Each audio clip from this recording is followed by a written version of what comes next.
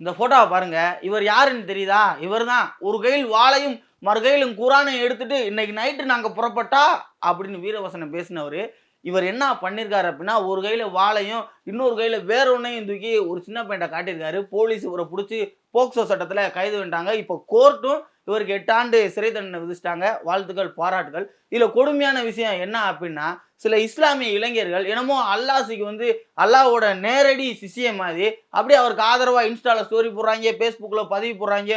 அப்படி மரணம் அப்படி இப்படின்னு வாட்ஸ்அப் ஸ்டேட்டஸ் வச்சு கொல்றாய்ங்க.